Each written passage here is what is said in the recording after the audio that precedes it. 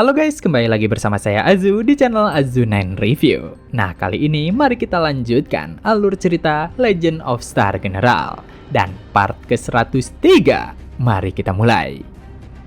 Saat ini, beberapa kilometer dari sebelah utara kota Yong'an, terlihat ada suatu bangunan yang tersembunyi secara rahasia. Namun, bangunan itu sedang dipantau oleh sekelompok organisasi.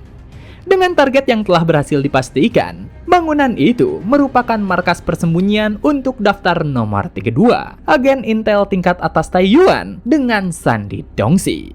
Dan dengan pemantauan itu, Jinghu yang merupakan tim konserto menghubungi rekannya. Apakah mereka akan menyerang markas tersembunyi itu? Namun, Bangu membalas untuk tetap siaga, karena dari sisi Naobo masih belum bisa dihubungi. Dan Yuekin menambahkan jika Naobo sempat memanggil Shadow Clone Choren. Tapi setelah baku hantam singkat, sinyalnya terputus. Jadi kemungkinannya Naobo telah mengalami kecelakaan. Mengetahui akan itu, Bangu bertanya, apa mungkin telah terjadi sesuatu di sekitaran Mansion Song? Tapi, Yukin memberitahukan untuk tak perlu khawatir, karena dengan keberadaan si banteng yang menakutkan, ditambah lagi dengan beberapa holy stager cantik yang menjaga kediaman Song, untuk saat ini, seharusnya MC tetap aman. Hanya saja ketika mendengar itu semua, Jinghu berkata jika mereka terlalu banyak omong kosong. Jadi karena apa yang mereka hadapi hanyalah salah satu markas rahasia kelompok Taiyuan, dirinya merasa tak perlu ragu untuk menyerangnya. Dan pada akhirnya, Jinghu memutuskan untuk bergerak terlebih dahulu. Mendengar keputusan Jinghu, Bangu memintanya untuk menunggu sebentar, karena sebaiknya biarkan Yukin melakukan serangan uji coba. Tapi karena Jinghu tidak sabaran, ia langsung terjun begitu saja, karena mau bagaimanapun, para pengikut sekte harus dimusnahkan sepenuhnya. Jadi dirinya akan mulai menghabisinya. Dengan tindakannya, Jinghu langsung memanggil Star Soul miliknya. Dan karenanya, sosok Star Soul General Aobing Shadow Clone berhasil dipanggil. Di mana selanjutnya, ia melayangkan serangan Dragon Roar Cannon ke arah markas rahasia Taiyuan.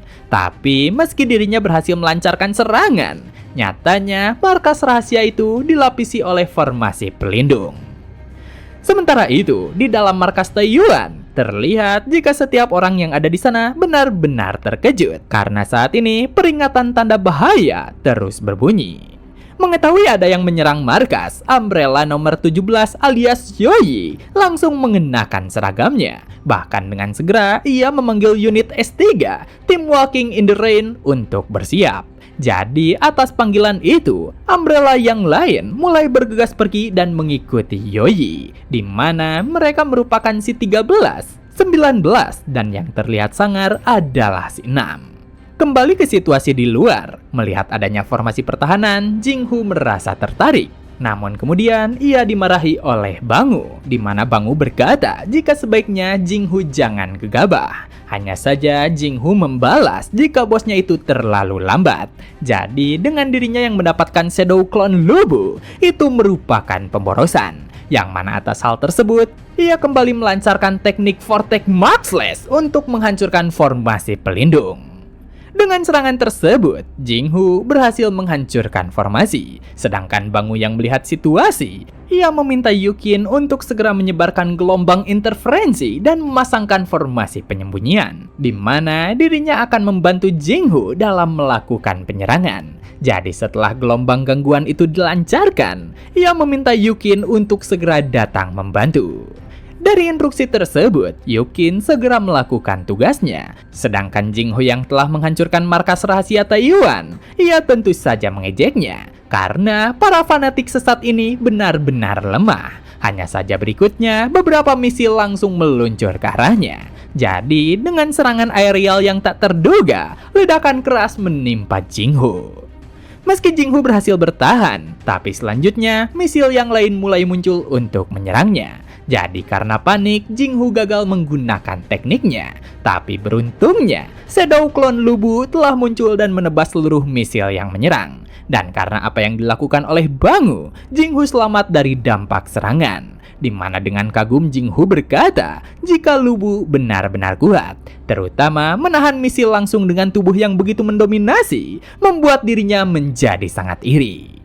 Di saat berikutnya, terlihat beberapa proyektil terbang langsung melancarkan serangan petir, di mana dengan serangan tersebut, alat peluncur misil milik Taiyuan berhasil dihancurkan. Dan apa yang sebenarnya terjadi? Saat ini, Yukin telah datang dengan menggunakan bentuk Shadow Clone Wenzhong. Di ruang rahasia, melihat situasi yang terjadi, Dong Sim mengetahui jika pasukan yang menyerang merupakan pasukan yang sama seperti pasukan 4 orang misterius sebelumnya yang telah menghentikan kelompok Yellowhead dan juga unit Nanyin. Jadi dengan informasi tersebut, Yoyi memahami jika kelompoknya harus menghadapi musuh, di mana karenanya setiap unit miliknya mengeluarkan gelang leher. Dan karena perangkat telah digunakan, Yoyi mengajukan izin khusus untuk pemanggilan data Star Soul General. Dengan izin pengajuan melalui perangkat yang digunakannya, kelompok unit operasi S3 langsung membangkitkan Star Soul Generalnya, di mana saat ini terlihat jika 4 Star Soul General Lubu telah muncul di markas rahasia Taiyuan. Dan karenanya, si nomor 19 bergerak untuk menghadapi Yukin. Si 6 menghadapi Bangu, sedangkan si 13 dan Yoyi, mereka berdua menghadapi Jinghu bersamaan. Dan Jinghu yang melihat mereka berdua, ia tentu saja terkejut. Tapi apa yang lebih dirinya pentingkan adalah rasa iri kepada kelompok Taiyuan yang dapat memanggil Star Soul General Lubu dengan mudahnya. Sementara itu, di aula rapat Mansion Song, Yun Xiang yang telah tiba di sana, ia memberitahukan informasi penting jika Tan Luo berencana mengaktifkan sebagian generator retakan ruang dalam 3 hari ke depan. Jadi meski apa yang dikatakannya merupakan jebakan, tapi lebih baik mereka berjaga-jaga dan tidak mengambil risiko. Yang mana itu artinya mereka harus mempersiapkan segalanya lebih cepat lagi. Dengan apa yang dikatakan oleh Yun Xiang, Song Jinzong benar-benar kesal karena si host dari Star Soul General Hong Hai-er malah membuat masalah sebesar ini. Jadi, apakah ia hanya melakukan ini semua demi bersenang-senang? Sedangkan Putri Xiao Xian, ia merasa jika orang itu benar-benar gila. Memahami akan situasi tersebut, Miao Yin berkata jika dirinya harus segera kembali ke Quan Cheng untuk melakukan persiapan. Dan dalam pikirannya, dengan waktu 3 hari singkat, ia menyadari tidak ada waktu untuk meminta sang permaisuri dalam mengerahkan Holy Stager yang lainnya. Jadi, dirinya hanya bisa mengirimkan Sunny terlebih dahulu sebagai bala bantuan. Dengan masalah waktu yang begitu singkat, apa yang bisa mereka lakukan adalah meminta izin dari istana. Karena Dylan menyampaikan, jika mereka tidak mendapatkan izin dari istana, Black Armor Guard tak diperbolehkan untuk meninggalkan sektor pertahanan. Sementara itu, kembali ke sebelah utara kota Yong'an, terlihat jika skuad Concerto sedang menghadapi unit operasi S3 milik Taiyuan, di mana dengan kemunculan 4 Star Soul General Lubu, pertarungan yang terjadi begitu ketat. Dan Jinghu yang telah memanggil Star Soul Beast, ia memberitahukan naganya untuk menghujani tembakan ke salah satu musuh yang dirinya hadapi. Tapi menghadapi 2 Star Soul General Lubu sekaligus merupakan pertarungan yang begitu merepotkan, di mana ia juga menyadari jika para gadis itu sangatlah kuat. Memperhatikan pertarungan Jinghu yang menghadapi 2 unit musuh, Bangu tentu saja mengkhawatirkannya. Tapi dirinya tidak bisa berbuat banyak, karena saat ini si nomor 6 terus menekannya. Bahkan karena fokus milik Bangu terbagi, si 6 tentu saja mengejeknya, karena lawannya adalah dirinya.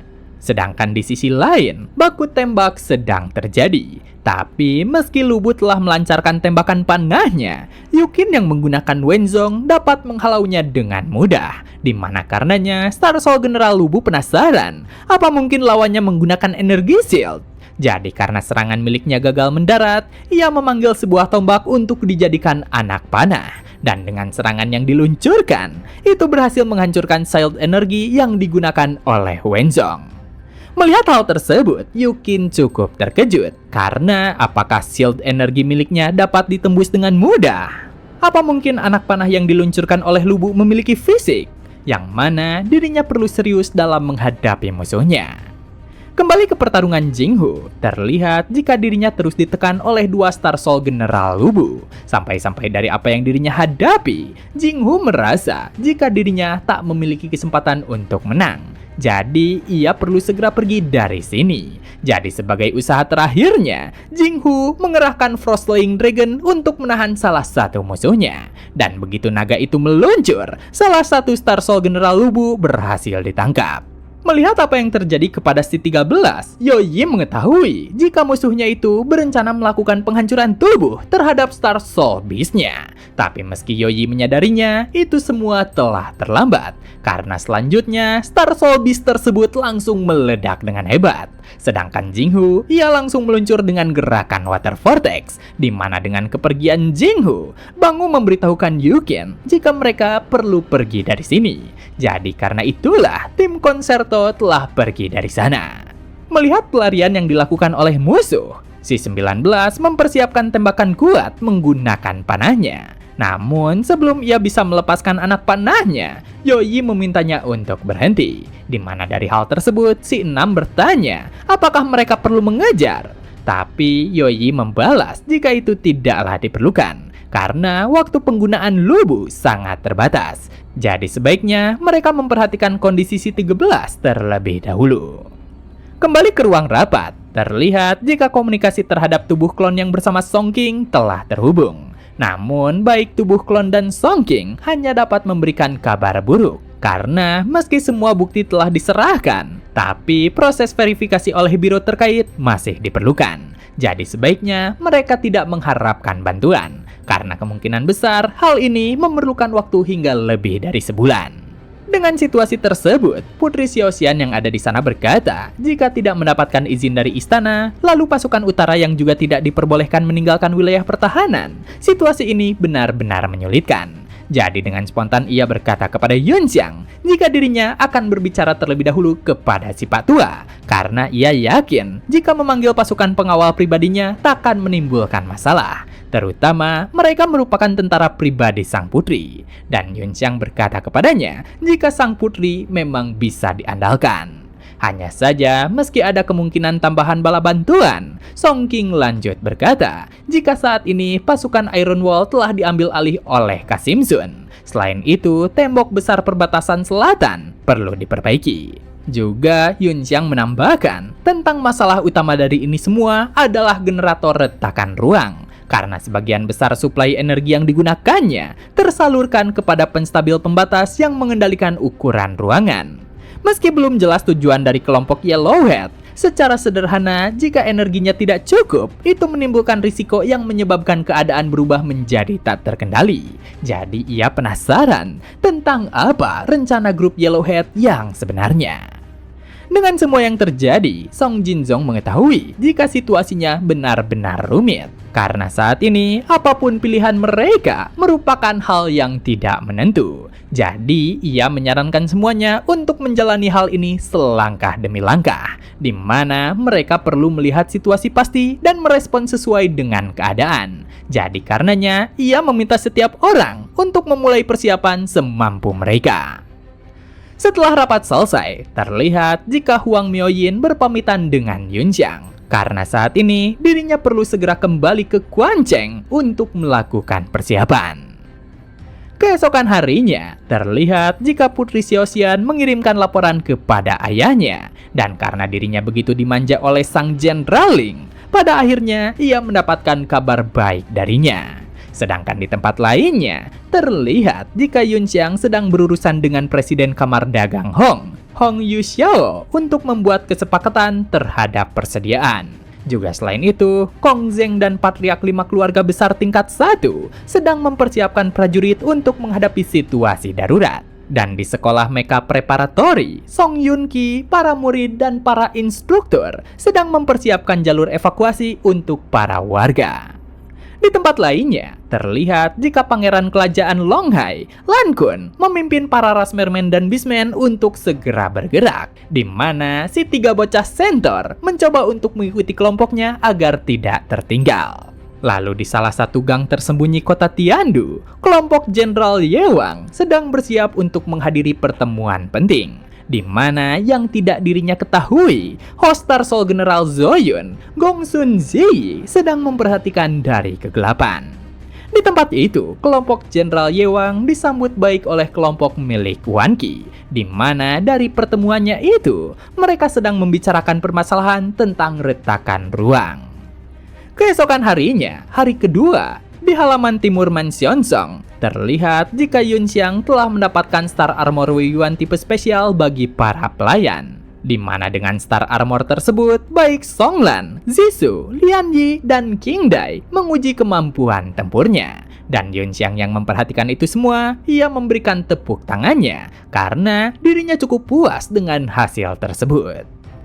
Di siang harinya, di tembok besar perbatasan selatan, terlihat Yun Xiang dan Song Jinzong telah tiba di sana, di mana mereka bersama komandan tempur pasukan Iron Wall berencana untuk memperbaiki tembok besar perbatasan selatan. Jadi, mengetahui tempat yang perlu diperbaikinya, Yun Xiang membuka ruang dimensi Secret Realm miliknya. Dan dari apa yang dilakukannya, sesosok Star Armor Wei Yuan style berwarna merah memperlihatkan kemampuannya. Di mana di saat Star Armor itu dilepaskan, si Pak Tuasu telah muncul di hadapannya. Karena tentu saja Yun Xiang memerlukan bantuan untuk menyelesaikan pekerjaannya. Di tempat lainnya, terlihat jika Star Soul General Wenzong sedang melakukan latihan menghadapi sosok Star Armor lain. Dan begitu selesai bertarung, baik Miao Yin dan lawannya melepaskan Star Armornya. Di mana sosok yang dihadapi oleh Miao Yin adalah Suni, seorang gadis cantik yang merupakan dambaan hati Pak Tuasu. Keesokan harinya, hari ketiga di Akademi Jiwu, Gu Xijing yang merupakan dekan akademi telah mengumpulkan seluruh murid untuk bersiap menjadi bala bantuan, di mana dengan murid-murid yang telah berkumpul, mereka diharapkan untuk tetap disiplin dan mengikuti seluruh aturan. Dan pada akhirnya, kelompok bala bantuan yang berasal dari Akademi Jiwu mulai meluncur ke lokasi. Sedangkan itu, di dekat kota Yong'an, terlihat jika Tan Luo membawa sebuah generator retakan ruang ke tempat tersebut. Dan begitu ia tiba di sana, Tan Luo langsung menyambungkan kabel besar untuk suplai sumber daya. Karena tentu saja dirinya akan mengaktifkan retakan ruang di tempat itu. Lalu di tempat lainnya, terlihat jika Zhang Liuye sedang menikmati makanannya bersama Song Yunhua. Tapi tiba-tiba ia merasakan sesuatu yang salah dari kejauhan. Dimana karenanya, meski Zhang Liuye sangat menikmati makanannya, ia langsung meninggalkannya begitu saja. Dan begitulah part kali ini telah selesai. Jangan lupa like jika kalian suka dengan konten yang kami bawakan. Serta terima kasih banyak kepada kalian semua yang telah menonton video kali ini. Saya Azu dan sampai jumpa kembali di video berikutnya.